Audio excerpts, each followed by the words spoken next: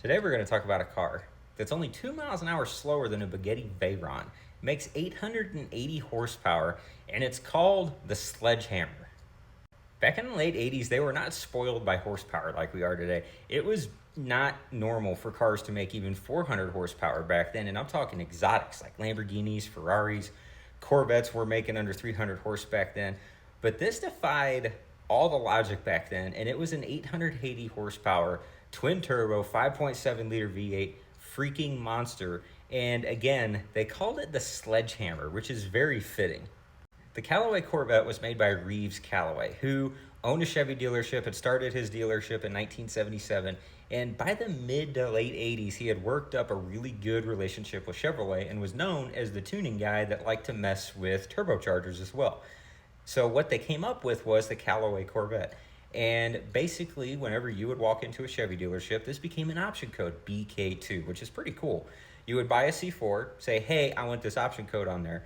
They would send it off to Callaway, and then he would put twin turbochargers on it and tune it, and you would come back with a body kit and a couple other things done to it, and it would make 350 horsepower and 562 foot-pounds of torque. That was the Callaway Corvette.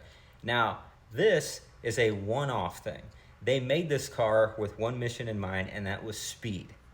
Reeves Callaway actually pulled car number 51 of the 125 Callaway Corvettes that were made in 1988, and he said, we're going to make a car that goes the fastest. So what that means is the fastest production street car in the world at the time. That was the mission for this car. So he wanted it to go 200 some odd miles an hour, but still be tame enough at the same time to go to the grocery store.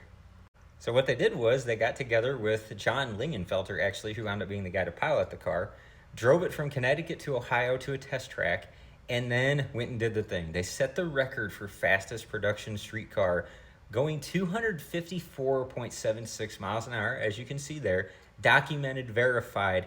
In 1988, it would take a car such as the Bugatti Veyron in the 2000s with 1,000 horsepower and millions of dollars of development to beat that thing. And this was made by a gearhead like you and me. That is awesome.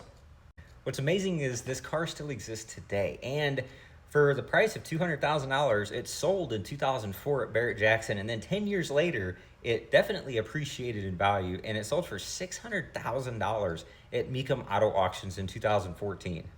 So will the car come up for sale again? I don't know. Who knows?